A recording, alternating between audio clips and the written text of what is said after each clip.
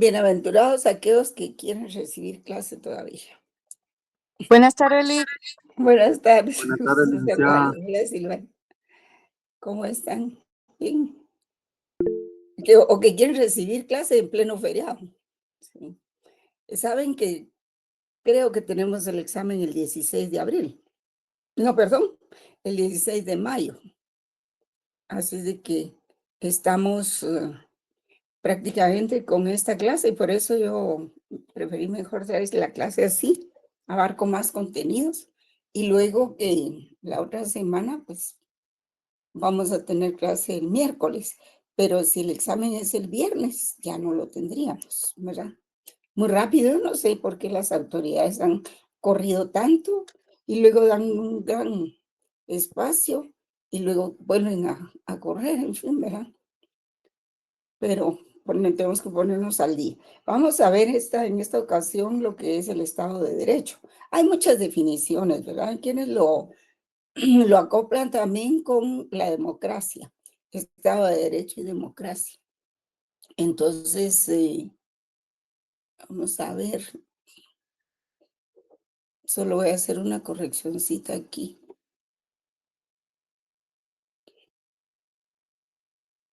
Parece.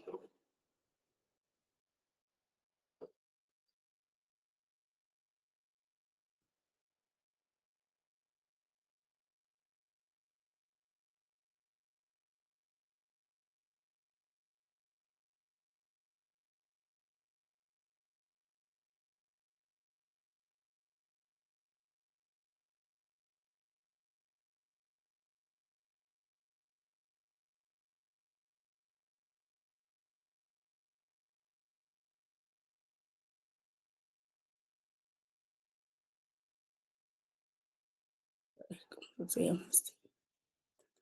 Un momentito, jóvenes.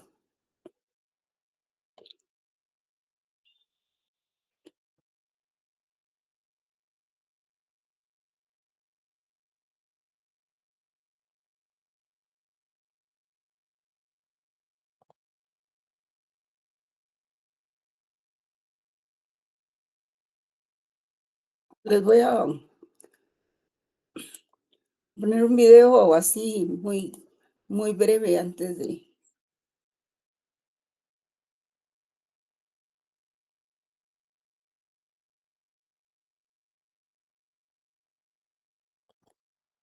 Antes de que entremos en materia.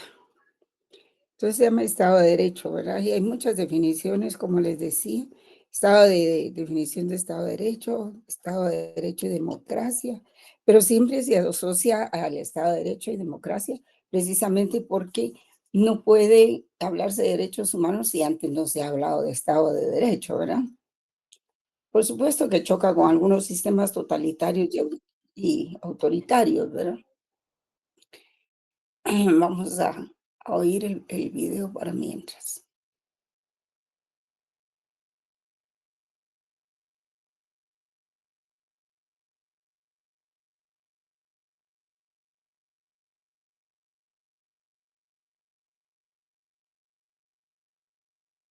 Dura 5 minutos, así es que...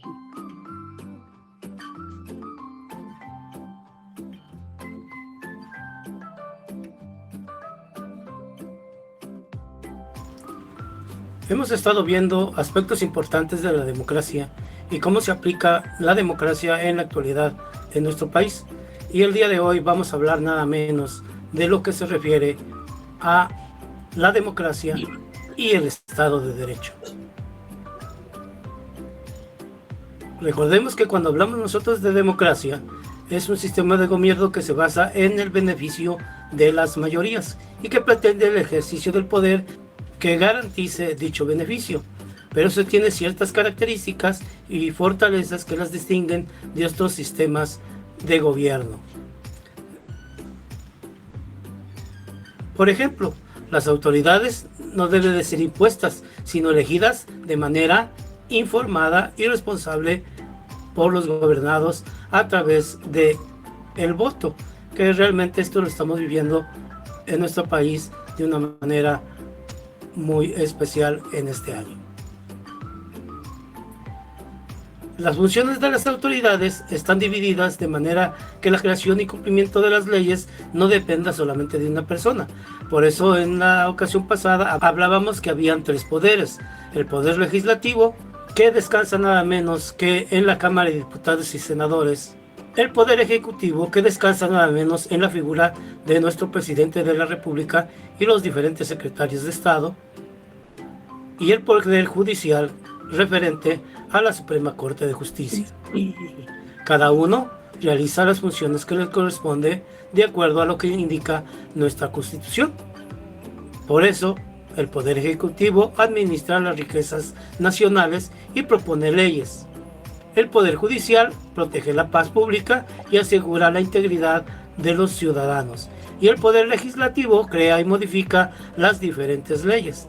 De esta manera, estos tres poderes, en su conjunto, viven y conviven en nuestra nación. Y son elegidas a través del voto.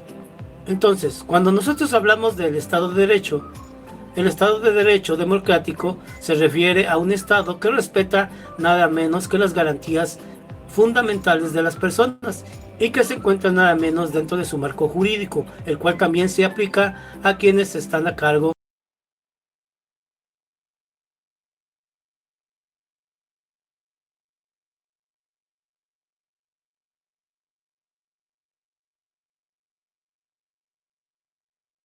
Fue la señal.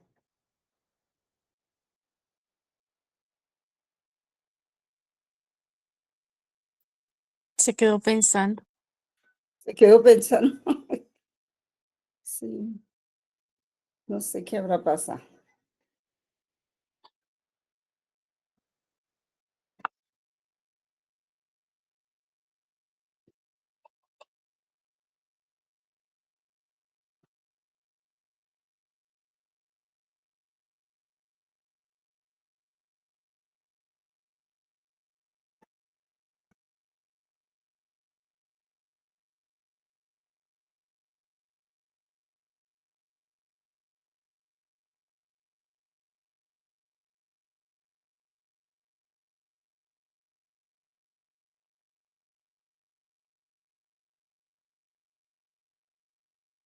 Vamos a ver ahorita a ver qué pasó.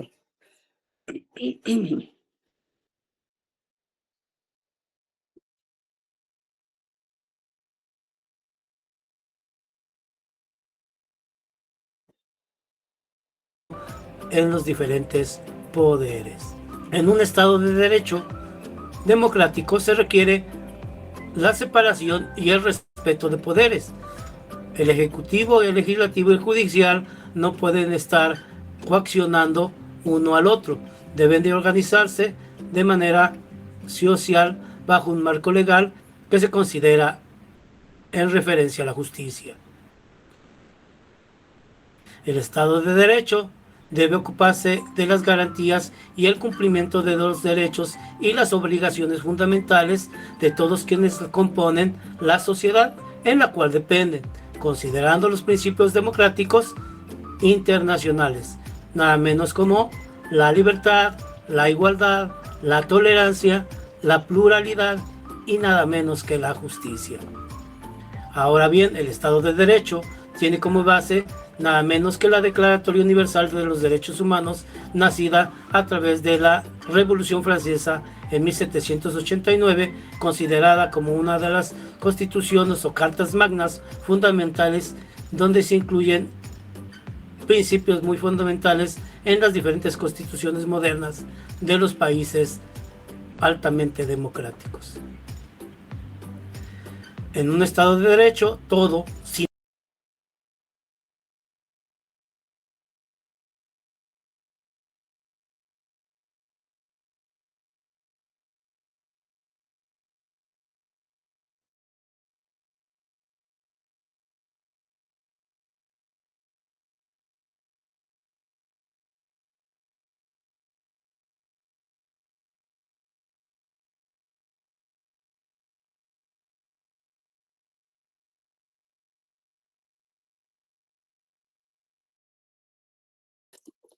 Voy a repetir el video, jóvenes, para que lo escuchen completo porque está muy cortado.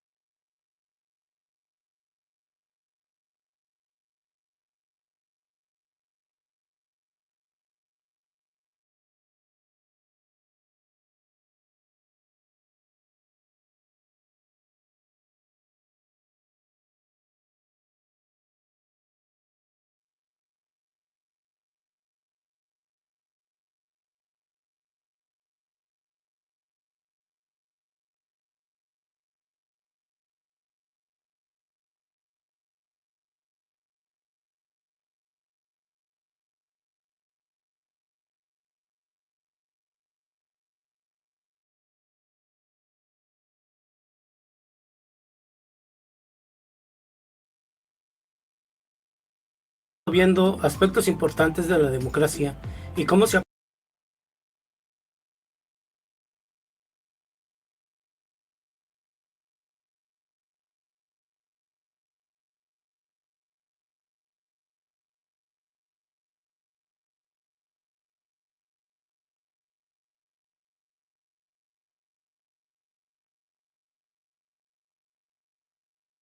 aplica la democracia en la actualidad.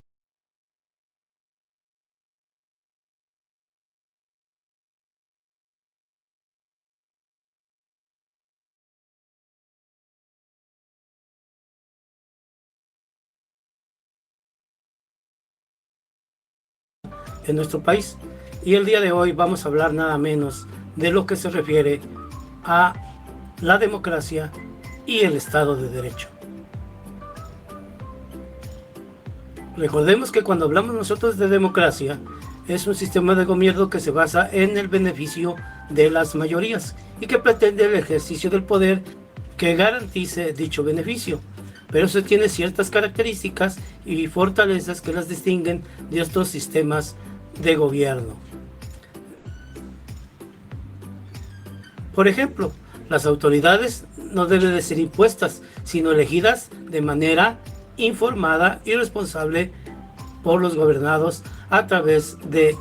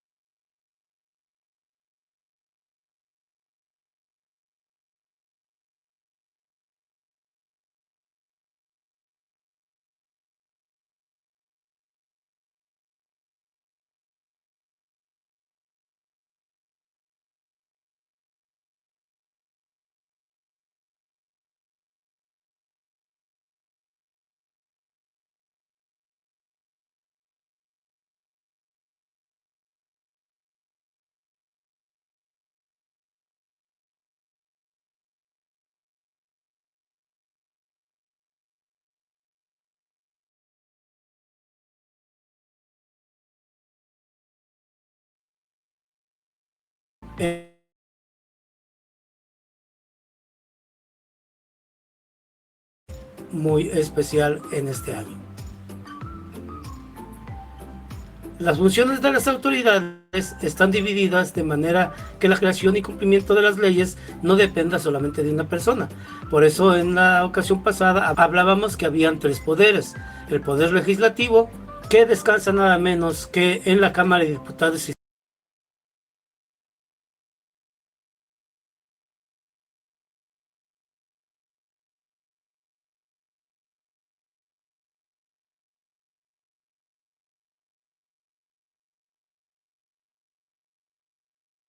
senadores.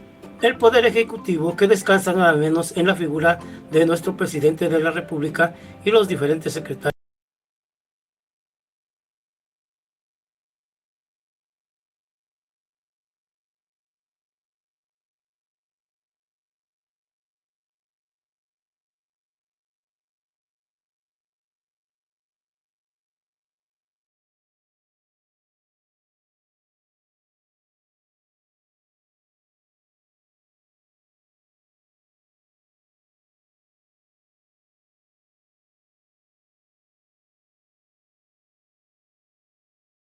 Disculpen, jóvenes, pero parece que mi internet es el que no está bien.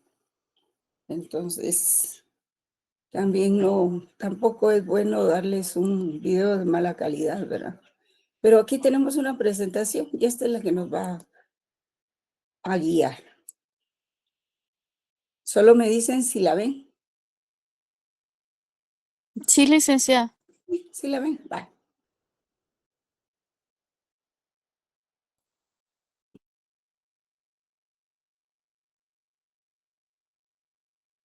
Bueno, entonces esta se trata de el Estado de Derecho también, ¿no? Pero el Estado de Derecho siempre se asocia con la democracia, porque es precisamente a través de la democracia cómo el Estado de Derecho se realiza. Entonces podemos decir que es el Estado de Derecho democrático, ¿verdad? Ustedes pueden ver ahí. Pero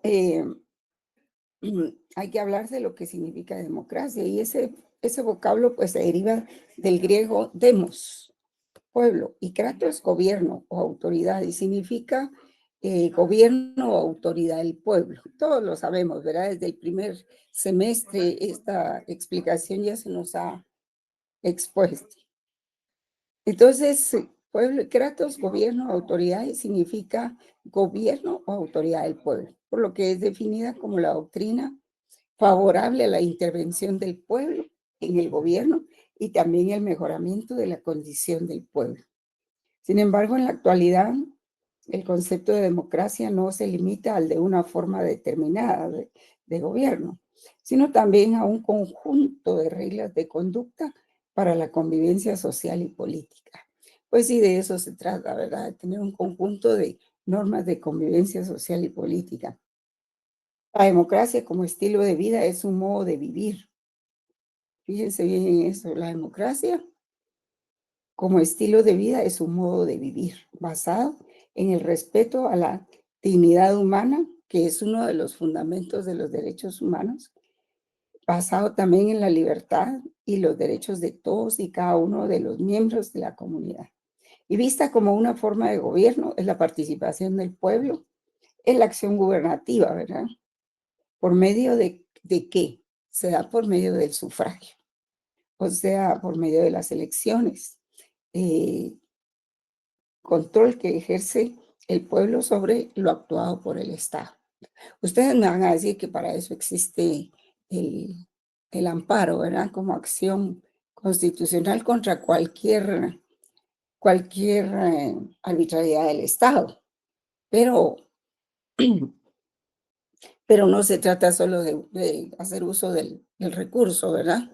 Sino que hay otras instituciones que también protegen el Estado democrático. Entonces, basándonos en lo expuesto, podemos decir que el Estado democrático es aquel que se funda en las libertades y derechos individuales. Permítanme un segundo.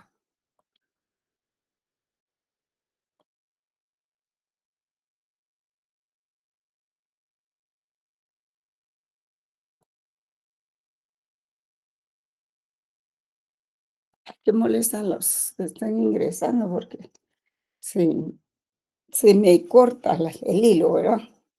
Entonces, podemos decir que el Estado democrático es aquel que se funda en las libertades y derechos individuales.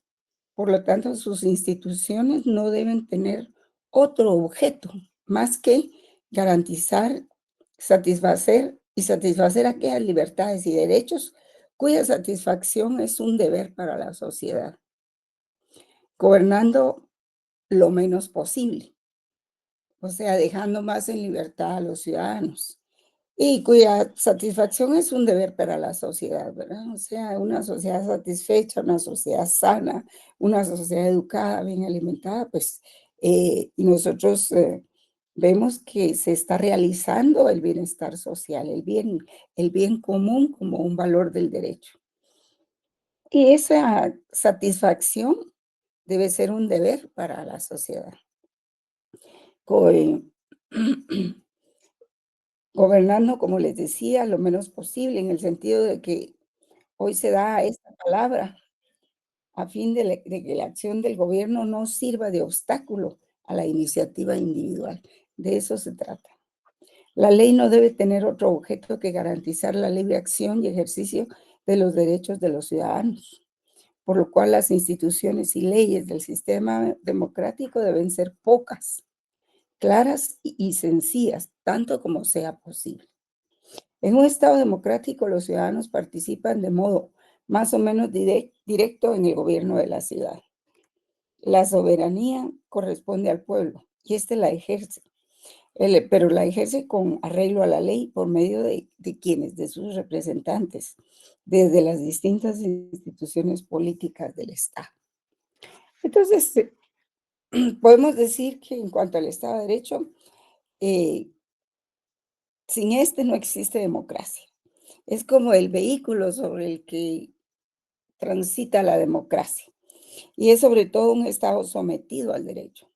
Es decir, un Estado que ajusta su comportamiento a reglas jurídicas, consiguientemente las relaciones entre el Estado y los ciudadanos, que son igualmente relaciones jurídicas, no son relaciones de sometimiento de estos a aquel. Por eso mismo son ciudadanos, no son súbditos. En las monarquías se hablaba de súbditos, en las democracias se habla de ciudadanos.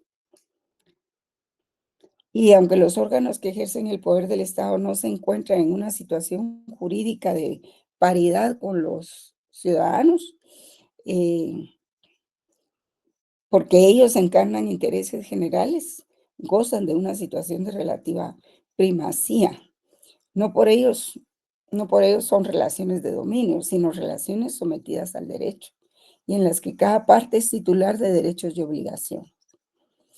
Desde luego, ese sometimiento del Estado al derecho no fue en pleno, sino desde el principio, sino que fue consolidándose y progresando conforme pasaban los años y evolucionaban las sociedades, ¿verdad? No fue de la noche a la mañana, ni fue por un cambio así de gobierno. Incluso eh, todo esto arranca a partir de la Revolución Francesa. Sin embargo, cuando se instalaron las instituciones en la Revolución Francesa, no estaba completo el esquema como funciona ahora, ¿verdad? Entonces, el sometimiento al derecho que caracteriza al Estado de Derecho se fundamenta en que el poder del Estado no es ejercido de forma incontrolada, sino sometido a una serie de límites y controles que pueden ser sintetizados en tres postulados, ¿verdad? Y ahorita voy con la explicación de las filminas, si eso es lo que les preocupa, ¿verdad? En primer lugar, el poder del Estado es ejercido por diversos poderes que se limitan y controlan entre sí, que es el principio de separación de poderes. En segundo lugar, el Estado debe respetar los derechos de los ciudadanos, que son los más importantes, ¿verdad? Los que esos derechos vienen reconocidos en las constituciones, ¿verdad? Como derechos fundamentales y están garantizados con mecanismos específicos. Si nuestra Constitución tiene los derechos humanos desde el artículo 1 hasta, me parece, el 127. Siempre tenganlo presente. Después de eso ya sigue la parte orgánica del Estado, ¿verdad? Más o menos son, sí, hasta más o menos el artículo 140, ¿verdad? Donde se habla limitación a los derechos constitucionales. Y en tercer lugar, existe un control de la aplicación del ordenamiento jurídico a cargo de los tribunales independientes. Pero léase bien, jóvenes, independientes. Y este control incluye la actuación de los poderes públicos, sometidos en todo caso al imperio de la ley. Entonces, podríamos decir que el Estado democrático de derecho, así con apellidos, ¿verdad? Es un Estado de derecho en el que todos los ciudadanos eligen a sus representantes en el Parlamento. Bueno, este es un autor mexicano.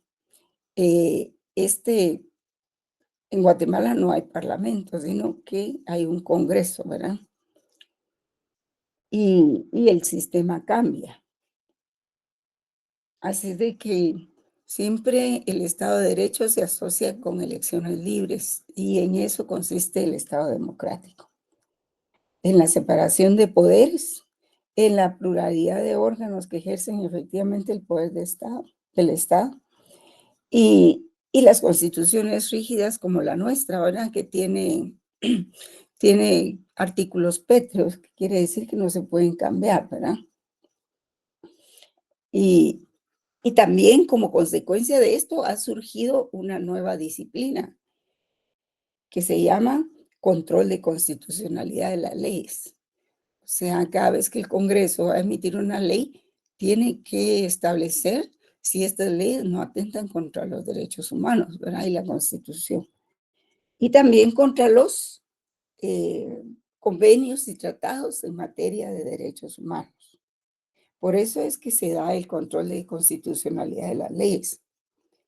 Y pues todo ello hace que se cuente con el Estado democrático de derecho. Ustedes me van a decir, sí, pero en Guatemala no se respetan. Bueno, vamos a eso, porque nosotros estamos hablando de la formalidad. Ahorita estamos hablando de la formalidad. Otra cosa es lo que sucede en la realidad, ¿verdad? Siempre hemos hablado de eso.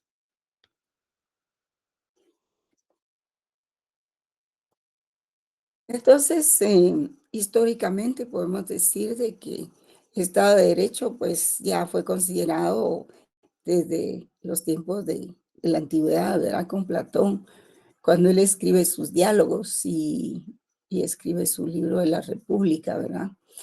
Platón decía que se presentaba como ideal del gobierno, de las leyes, como norma opuesta al gobierno de los hombres en sus arbitrariedades y abusos, porque existía la dicotomía entre el gobierno de los hombres y el gobierno de las leyes. Poco a poco el gobierno de las leyes fue superando el estado del gobierno de los hombres, ¿verdad? Y dichas leyes no serían otras que las dictadas por la razón, ¿verdad? Fundamentalmente. Y ese es el Estado de Derecho de Platón. En Aristóteles en su obra sobre política destaca de las leyes los principios provenientes del raciocinio humano y los relaciona con las distintas formas de gobierno definidas según tipos de constitución posibles. Eh, También existen las corrientes que sustentaban los filósofos estoicos, ¿verdad? Ustedes saben qué es el estoicismo. El estoicismo es llevar con dignidad prácticamente el quehacer diario, el sufrimiento también de la vida. Y ellos decían que tenían ley, que las leyes tenían un acuerdo contractual entre los hombres, quienes luego obedecerían. ¿Por qué? Por el bien común, porque no podíamos seguir viviendo, por lo menos en ese tiempo, en que cada quien tuviera su ejército y sus guardaespaldas en contra de aquellos que no lo tenían. Había que establecer un orden. Y en esa época, pues, una vez se aprobó ese tipo de disposiciones y de conformación del Estado, pues el Estado ya en sí le fue quitando esos ejércitos a los señores feudales que todavía los tenían, ¿verdad? Y también eh, eh, están los sofistas, que proponían que toda verdad política, incluidas desde luego las leyes, surgían de una retórica cuyo objetivo último era conseguir el consentimiento de todos los ciudadanos. Y eso se va entremezclando poco a poco en la medida que van evolucionando las ideas sobre democracia y sobre política y sobre derecho también, ¿verdad? Y pese a sus diferencias, todos ellos, tanto los sofistas como Platón, como Aristóteles, como los estoicos, coincidieron en sostener el dominio de la ley frente al ideal despótico. Porque eso también tiene su surgimiento en Europa, en Grecia, cuando Licurgo y Solón, que fue este gobernante un tanto despótico que empezó a emitir una serie de disposiciones de impuestos que eran pues prácticamente algo que no se podía pagar, ¿verdad? Entonces ellos se alzan contra el gobierno y empiezan a criticarlo, pero a criticar no solo al gobierno y a criticar la ley. Y ahí es donde son los primeros orígenes de la filosofía del derecho, ¿verdad? Cuando surge la crítica al derecho, al estado de cosas y a los estados. Es decir, se critica a la supremacía del gobierno, a la supremacía de las leyes del gobierno o de los hombres. Entonces, en el pensamiento cristiano escolástico, perdón, entonces este pensamiento predominó durante la Edad Media. Se decía que toda ley natural o humana era expresión de la voluntad de Dios. Pero después nosotros ya vimos en nuestro curso que eso fue cambiando. Y entonces las leyes naturales se determinaron a partir del raciocinio humano. Y entonces con ella, ese raciocinio humano, viene la justicia, ¿verdad?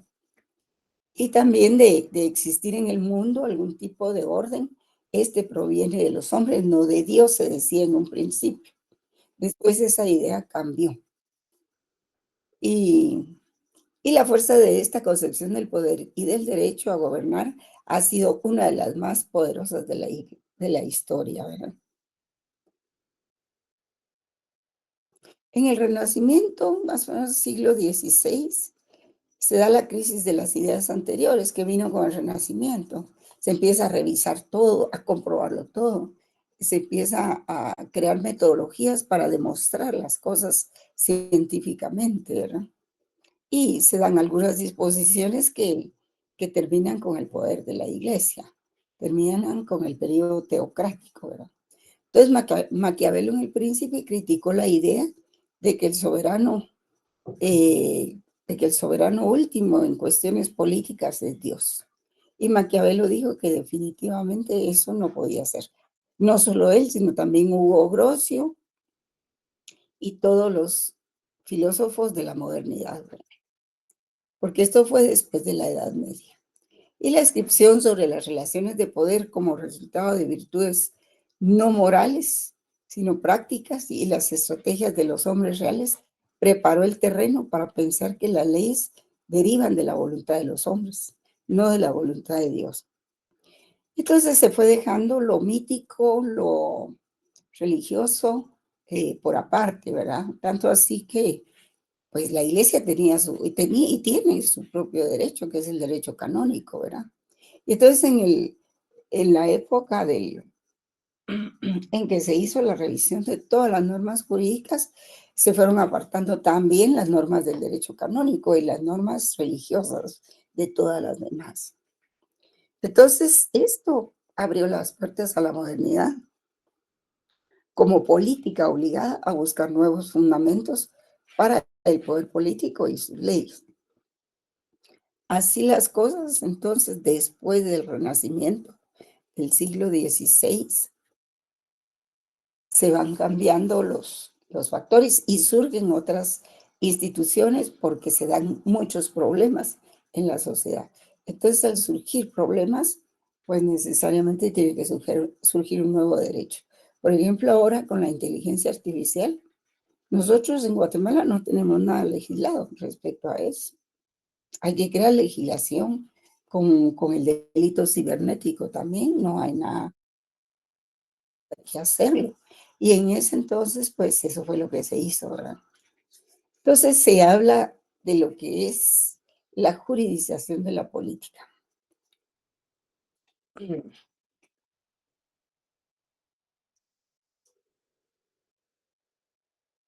Se decía que si un Estado solo puede ser la unión de hombres libres, bajo normas jurídicas, entonces el elemento esencial del Estado de Derecho es la juridización de la política, es decir, traigamos todo lo que es la política hacia el derecho y lo regulamos, creamos normas.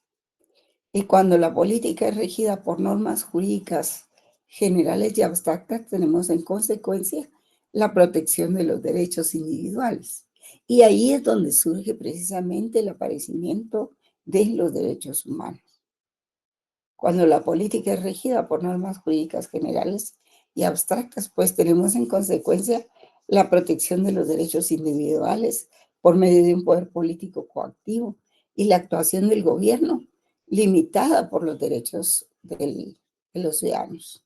No se permite ni la anarquía de parte de la población, ni tampoco se permite el despotismo por parte del Estado.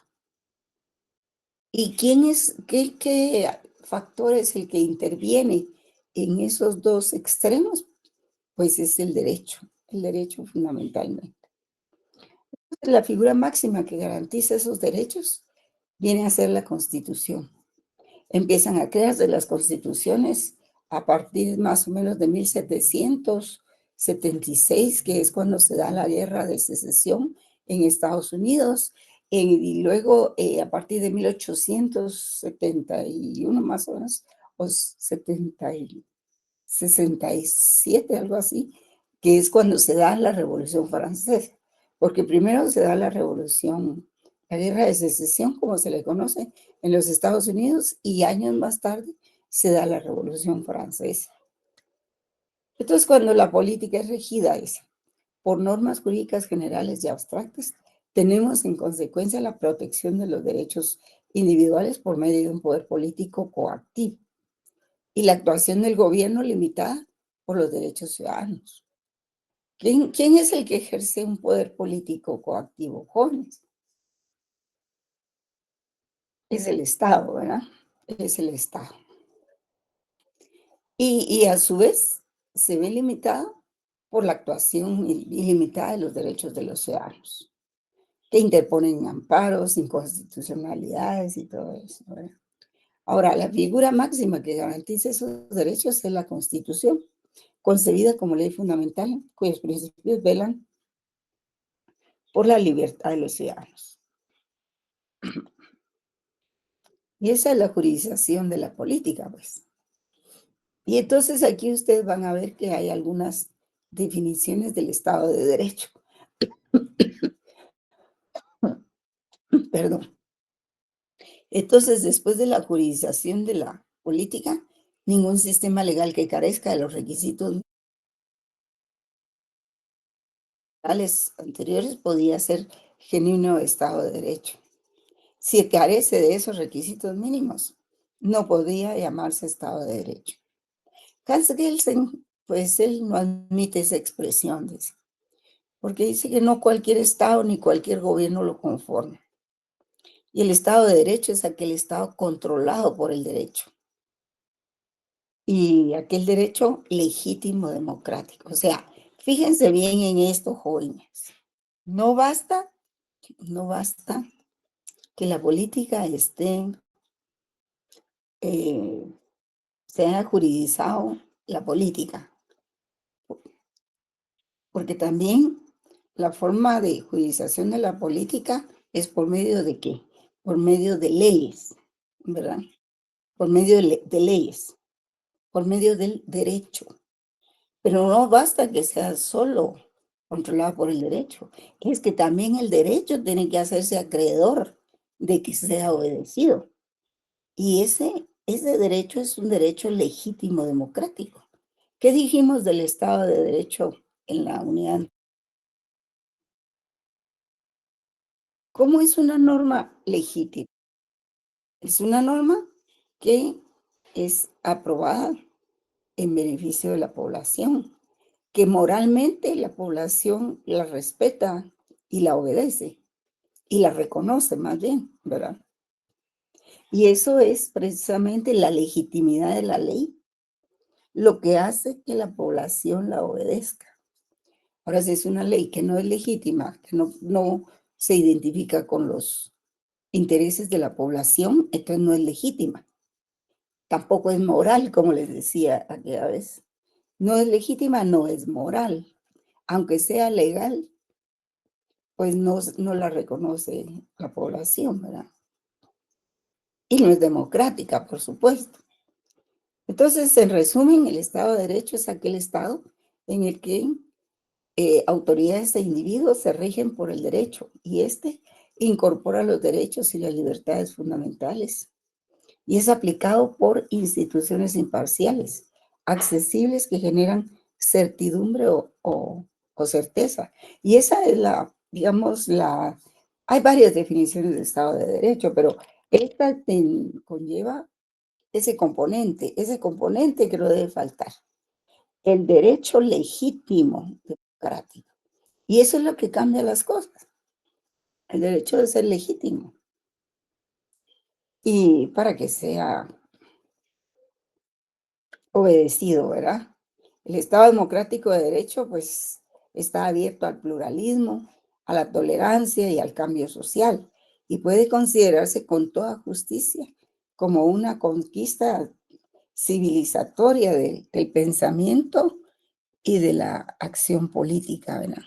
Y esto es lo que dan, por eso es que teníamos que ver primero el Estado de Derecho y luego los derechos humanos.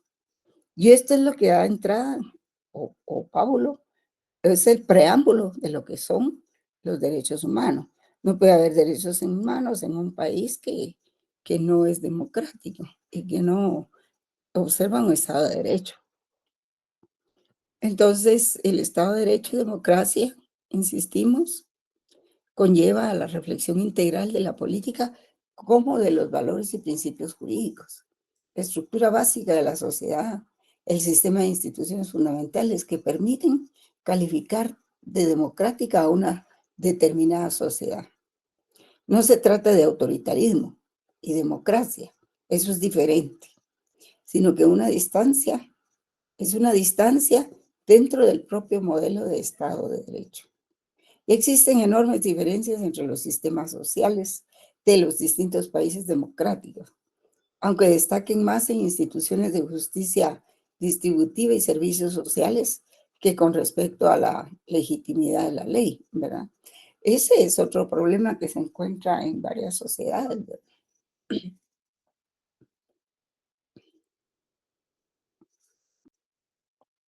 Y a eso se le conoce como Estado de Derecho y democracia. Estado de Derecho no es equivalente tampoco a justicia social. Hay que tener mucho cuidado con eso. Claro que mediante el Estado de Derecho se alcanza el modelo de justicia social, pero la democracia no es equivalente a una distribución equitativa de la riqueza, pero solo mediante los poderes democráticos se puede o es posible distribuir la riqueza social sin graves injusticias ni derramamiento de sangre, ¿verdad? O sea, no equivale a justicia social, pero mediante la democracia es el vehículo para una distribución equitativa de la riqueza. Es la única forma. Y propicia un amplio espacio para para reformar las instituciones y la búsqueda de proyectos sociales legítimos que, que se sostienen desde la pluralidad de la vida colectiva. Entonces, el Estado de Derecho no es justicia social. Sí se le parece mucho, pero es, es el mejor sistema, el mejor modelo para distribuir la riqueza social sin graves injusticias ni derramamiento de sangre, ¿verdad? Porque aquí lo estamos viendo teóricamente, pero cuando uno lo aplica a la sociedad concretamente es diferente. Seguimos aquí. Entonces el Estado de Derecho choca con sistemas totalitarios y autoritarios, en donde no existe control efectivo sobre el gobierno y los derechos elementales y que los derechos humanos sean elementales sean respetados. Entonces, su principio básico es que no toda legalidad es deseable, aunque sea efectiva, ¿verdad?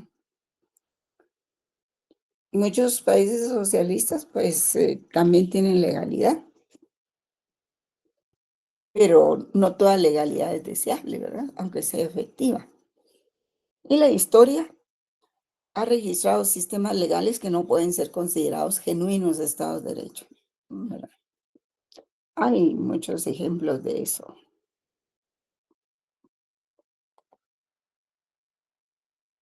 Entonces vamos a que la legalidad de otros sistemas que no se califican como estados de derecho. Por ejemplo, la legalidad establecida por el gobierno nazi. Ustedes saben que los nazis surgieron en Alemania. Bueno, no surgieron, realmente fue mucho antes y todavía pervive el movimiento nazi.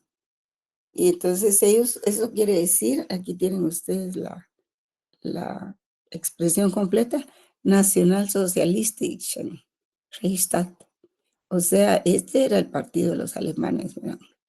Y ellos peleaban mucho por la raza aria, decían, que era la que debía prevalecer en todo el mundo.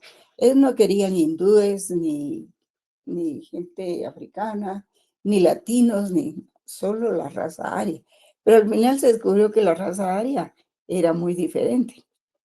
Y entonces la legalidad del franquismo, por ejemplo, el franquismo en el gobierno de Franco en España existían las leyes fundamentales del Estado y la legalidad.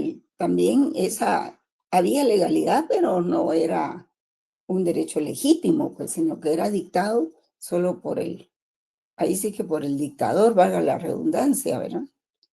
Y la legalidad de los países socialistas, pues, comunistas, que en realidad comunistas no hay todavía en el mundo, ni China, ni Rusia, ni nada de eso. Solo es un modelo ideológico, pero países comunistas no existen. Y entonces están organizados política y jurídicamente a partir del supuesto de la supremacía del Partido Revolucionario. Y todos ellos con buen funcionamiento y una prolongada aplicación, calificarse como Estados de Derecho. Pues sí, porque los gobernantes se mantienen en el poder mucho tiempo. A pesar de eso, pues se observan algunos cambios en gobiernos como Rusia, verán la Rusia actual, incluso en China, ya no es aquel comunismo o socialismo recalcitrante que se conocía antes. Lo que dice, por ejemplo, ¿cómo se llama el presidente de China? Jóvenes, el dictador de China, ¿cómo se llama? A ver. Xi Jinping se llama, licenciada. Xi Jinping, ¿verdad? Sí, gracias. Sí. Xi Jinping. Él dice actualmente, hay unos videos, bueno, que no hay que darle crédito a los videos, ¿verdad? Pero expresa algunas cuestiones. Por ejemplo, dice, lo que pasa es de que China se dedicó a sacar a su país de la pobreza, no se dedicó a intervenir otros países. Y entonces sacó a mucha gente de la pobreza y dice que los empresarios no mandan ni se roban el dinero del Estado en China. No se les permite, ¿verdad? Y así se mantiene mucho vigilado por el Estado, ¿verdad? Es que a veces cuando hay mucha población también y estos estados pues ya tienen digamos, esa forma de gobierno, pues se critica de que toma al individuo no como un proyecto en sí mismo, ¿verdad? Sino que como un elemento que sirve al Estado, ¿verdad? En los países socialistas solo es un número, ¿verdad? Y si muere, pues murió, ¿verdad? Y todo. En cambio, en los países democráticos, pues se toma al ser humano como un proyecto en sí mismo, ¿verdad? Al que debe protegérsele y todo eso. No sé si me entienden o no sé si me explico. Entonces, esos estados están Sí, organizados licenciada. y jurídicamente a partir del supuesto de la supremacía del partido que gobierna, del Partido Revolucionario. Y todos ellos con buen funcionamiento y una prolongada aplicación que no podía tampoco calificarse como Estado de Derecho. ¿Alguien quería hablar? Entonces, esa es la legalidad de otros sistemas que no se califican, pues, propiamente, de acuerdo con las tesis occidentales, no se califican como estados de derecho. Pero a veces resultan más parecidos al Estado de Derecho que nosotros mismos, que pertenecemos a las culturas occidentales, ¿verdad? Porque aquí es donde terminan violándose los derechos y no se respetan y empiezan a surgir dictaduras de algunos sectores o de algunas instituciones. Entonces la democracia como modelo tiene 4 dimensiones: los derechos políticos y los derechos civiles, que son secundarios, los derechos de libertad y los derechos sociales. Y por eso existen algunos convenios. No sé si ustedes han tenido oportunidad de leer los convenios sobre derechos políticos y sociales y sobre cuestiones civiles y políticos, derechos. Hay 2 convenios grandes sobre eso, ¿verdad? Que ya los irán viendo más adelante. Entonces, derechos de libertad y los derechos sociales primarios, y está la dimensión política base de las otras tres, en ausencia de la cual no puede hablarse de democracia, ¿verdad? Y vamos a ver el paradigma, pues, de la democracia constitucional. Este se impuso después de la Segunda Guerra Mundial para evitar que se repitiera las crueldades de un gobierno nazi o fascista, ¿verdad? Porque fascista era Inglaterra, perdón, Italia, y nazi era Alemania. Las potencias del eje, ¿cómo se llama? Estaba Alemania, Italia, Japón, y no me acuerdo cuál otro. En consecuencia de este modelo es que los ciudadanos se convierten en titulares de los derechos fundamentales. Y ese debe ser el paradigma de la democracia constitucional. Y las personas están por encima de los poderes públicos y privados, en donde reside la soberanía. Bueno, este es un Estado formalmente, Estado de Derecho, ¿no? Y coloca la democracia en una esfera normativa. Este modelo pues se concreta en respeto y subordinación a la Constitución. Y aquí todos hablan de Constitución y ninguno la acata, ¿verdad? Y finalmente, pues los retos de una democracia en consolidación para hacer valer el Estado del Derecho, pues son, en primer lugar, igualar los conceptos de legalidad y legitimidad. Ya hablamos bastante de eso. La claridad en el concepto de autoridad democrática y legítima. El fomentar la exigencia ciudadana para hacer cumplir el gobierno. Porque, digamos, a la exigencia ciudadana se ve limitada por muchas cuestiones, ¿verdad? Como por el terrorismo de algunas instituciones o terrorismo de grupos ilícitos, ¿verdad? Para exigirle al gobierno. Pero acuérdense que el gobierno no es solo el ejecutivo, ¿verdad? También es el legislativo y también es el judicial.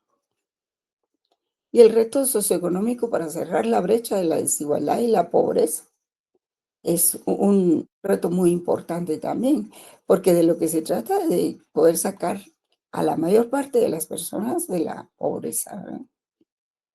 Sacar a los países del subdesarrollo, sacarlos ya, que no sean subdesarrollados, como se ha dicho toda la vida, ¿verdad? Yo nací y ya éramos subdesarrollados y seguimos en lo mismo. También aplicar más la rendición de cuentas, ¿verdad? Y la consolidación democrática. Pero ustedes han visto que en Guatemala hay problemas, ¿verdad? Hay muchos problemas y pues cada autoridad interpreta la ley como se le da la gana. No respetan los derechos humanos, el Estado constitucional, aunque hablan todos los días de eso, ¿verdad? Y lo mencionan, pero no lo observan. Entonces, esta es la antesala, jóvenes, para que nosotros podamos estar en posibilidades de entrar en el tema de los derechos humanos, acerca de la importancia de los derechos humanos en un Estado democrático de derecho, ¿verdad? Como lo dice, por ejemplo, el maestro Antonio Pérez Luño, que los derechos humanos aparecen como un conjunto de facultades e instituciones que en cada momento histórico concretan las exigencias de la dignidad, la libertad y la igualdad humanas, las cuales deben ser reconocidas positivamente por los ordenamientos jurídicos, positivamente desde que estén escritos, ¿verdad?, dentro del ordenamiento jurídico, tanto a nivel nacional como internacional. Y para el fundamento naturalista racionalista, los derechos humanos son históricos, variables y relativos, pues no se fundan en la naturaleza humana, sino en las necesidades humanas y en la posibilidad de satisfacerles dentro de una sociedad. Por lo que la temática de los derechos humanos estará en función de los valores constituidos en una sociedad histórica concreta y de los fines que ella pretende realizar, siempre y cuando se respeten como principio básico la esencia de la dignidad humana como así porque cuando hablamos de la fundamentación de los derechos humanos, de acuerdo con las corrientes pues, naturalistas, pues estamos ante la dignidad humana. ¿Por qué se deben respetar los derechos humanos? Pues por la dignidad humana, porque cada quien poseemos dignidad, ¿verdad? Entonces, por eso es que los derechos humanos son históricos, variables y relativos, ¿verdad? Y los valores que fundamentan la idea de dignidad humana son, por ejemplo, la seguridad, la libertad, la igualdad y la solidaridad. Eh, es decir, que no hay valores superiores a otros, ya que tienen una estrecha relación y complementación mutua. Es decir, que entre los derechos individuales y los sociales no existe contradicción, ¿verdad? Ni tampoco oposición, por lo que es imposible tratar de que unos prevalezcan sobre otros, o bien que unos sean desplazados por los otros, no. Todos están ahí al mismo tiempo y hay que observarlos. Y, y digamos, en cuanto a las clasificaciones de los derechos humanos, hay varias, ¿verdad? Pero les voy a dar una que es la de la ONU, que dice que los ha clasificado para su mejor protección en 6 grandes campos. Derechos civiles con el fundamento axiológico del valor seguridad y deontología estatal. Los derechos políticos con el valor de libertad como fundamento axiológico. Los derechos económicos con el valor de igualdad como fundamento axiológico. Los derechos sociales con el valor igualdad. Los derechos culturales también con el valor de la igualdad y los derechos de los pueblos con el valor de la solidaridad.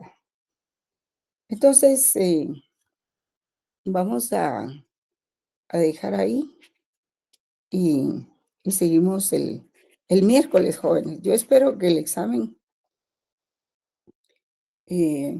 vaya a ser el 16 todavía. No ha salido nada oficial, ¿verdad? Pero sí tuve noticias de que se iba a dar así.